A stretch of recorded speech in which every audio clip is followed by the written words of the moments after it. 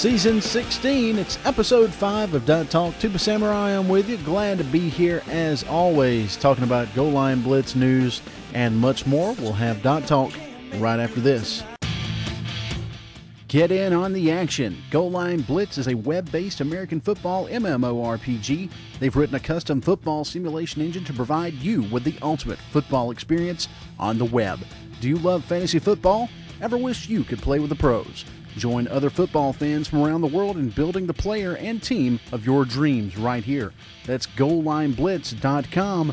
Get in on the action. And welcome back to Dot Talk. Tuba Samurai, I'm with you, talking Goal Line Blitz, and we're going to be having our Goal Line Blitz news this week. We'll have a pro tip and a board quote from Tim Thorne. Before we get to that, got some shameless recruiting to do on my part. I'm rebooting my Canada Defenders team.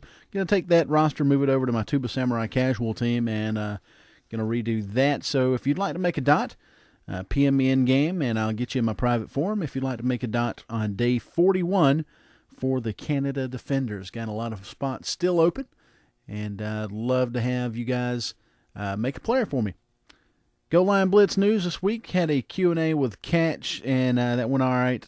Bort wasn't involved with that, but he's supposed to be involved with the next Q&A, which should be at the end of July and early August. So if you got sim questions, that will be the one to get those sim questions in. You can always send sim questions in to questions@goallineblitz.com, and those will be considered for the next Q&A to be answered. Catch had his weekly update announcement this week, talked about a few of the changes coming up for next season. He said it's nearly certain that they're going to be revising the league structures, and there's a thread on that in the Game Changes discussion forum where you can see what the possible change is going to be and some of the discussion going on about that. Coaches are once again put on hold. They didn't really have time to do it this season, so you've got one more season at least, and you don't have to worry about coaches, but those should be coming in Season 18. They're also working on making computer players better, so hopefully that'll help with some of the 255-0 blowouts that we have. Hopefully they won't make them overpowered. I know at one point they bumped them up and there were computer teams beating human teams, but if you can do away with the 255-0 scores, I think that's a step in the right direction. Our pro tip this week, I wrote this one. It's getting towards the end of the season. Have you started recruiting yet? If you wait until day 41 to start recruiting, you may be left with a slim roster full of questionable builds. You're allowed to start recruiting on day 20 for the following season, and by the end of the season, many of the possible free agents are already committed. If you're an owner or recruiter, you need to have an idea of what your needs are for the next season and get an early start on recruiting. This could give you the edge you need to squeeze out a few more wins. Don't be the one having to settle for whatever you can get on day 41 plus. Our Bort quote this week, Tim Thorne got this from our last Q&A session with Catch 22, highlighting two quotes that are unrelated but may be of some use. One of the questions that was answered for the Q&A says, I assume that the 5 settings of auto adjust, very quickly, medium, slowly, and very slowly, give a different change to the percent given in a certain play based on its successful or unsuccessful. Could you share how much percentage each of these settings will change a play's percent? Could you share what is considered a successful or unsuccessful run or pass play? Bort answered this saying very quickly is 5 times faster than very slowly. Very slowly will adjust an output by between -3 to 3 depending on what happened, meaning very quickly will do from -15 to 15. For runs, a gain of 6 or more is a great gain. More than 3 up to 6 is a good gain. 0 to 3 is neutral, a loss is negative. For a pass, a 15-yard gain is considered really good, 6 yards is good, a loss is bad, and the rest is neutral. If the play was a turnover or a score, that's an additional plus or minus. So, we have some actual numbers and concrete information on auto adjust. Throw away all those old quotes because this single quote has more value than all of those combined. It won't take much rewording to figure out how to use these numbers for those of us defensive-minded folks.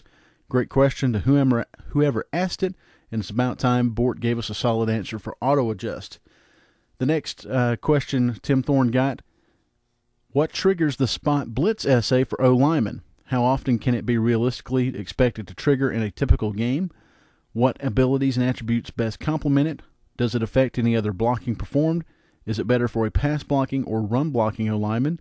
Is it better for a specific O-line position? Bort said, it makes the vision check to see a blitzing non-lineman player coming easier at the beginning of the play when assigning blockers. Pass or run block doesn't matter. Disguise blitz is the defensive counterpart. Sometimes when you watch replays, a linebacker or safety will blitz right up the middle and nobody will see him coming, even though he got picked up other times. That means those vision checks were failed and spot blitz would have helped there. Its value to you depends on how high you intend to push your lineman's vision and how often you'll be facing blitzers. Tim Thorne said, I like this SA and disguise blitz. I also like to conserve SPs and only take my vision to 61 max for anyone on the line of scrimmage. Spot blitz is somewhat useful, but I would like to see some actual test results before I go hog wild and tell folks to actually spend SP on it. Same goes for disguise blitz, which made me happy when it passed the final cut of bonus essays. The biggest factoid from this quote is confirmation that it works on run and pass plays and only if there is a non-D lineman blitzing. Combine this with the other quote from the past Q&A about defenders jumping to the blitz if their man is staying back to block, and you get some more value at it. Thanks for that Bort quote from Tim Thorne, as always. Right now, time for our Dot Talk replays of the week. And replay number 1, the Black Seas Buckeye Revolution versus the Sin City Pee-wees. And I usually don't do Pee-wees, but this was a good replay. Comes in the fourth quarter, 4th and 11 on the opponent's 22. Certificate of Achievement passes to Yes, Mike. I will build you a halfback behind the line of scrimmage. He had to jump to catch it, but he got it, caught it, and took it for a 22-yard touchdown that sent the game into overtime, and a game that the Revolution won by a field goal. Replay number 2 out of Miners 18, Honolulu Galacticos versus StarCraft Big Game Hunters. Galacticos punts to StarCraft punt returner Itachi, who gets behind some great blocking and gets away from the pack for a long punt return touchdown. Replay number 3 out of the World League, the Midwest Masterminds versus the Nashville Hounds out of the fourth quarter, 11:05 to go. First and goal, the Masterminds cornerback Trent Kenny drops back to pass to long-legged leaping gnome in the end zone. It's intercepted by Hounds free safety Ronnie Bolden, who breaks a tackle in the end zone and streaks down for a 108-yard pick six. Replay number 4 out of competitive Miners 34, the Anchorage King Crabs versus San Cristobal Stink Pickles. Out of the second quarter, 48 to go in the half on 3rd and 5. Anchorage quarterback Anima Libera passes up the right side to He Could Go All the Way Coles. Cornerback Elvire Stromqvist comes in and forces a fumble, and you hardly ever see a cornerback do that, but he did. Forced the fumble, the ball picked up by the strong safety Mojo Dawkins, who pretty much just sort of bumbles his way to the end zone for a 58-yard touchdown on that fumble return. Replay of the week out of USA AA, New York Nightmare versus Happy Hour Whiteout. At the third quarter, 10:42 to go. Nightmare's quarterback, Make You Look Bad, passes to Larry Fitzgerald for what should have been about a 6-yard gain, but the wide receiver breaks tackles and gets the ball downfield for a long score.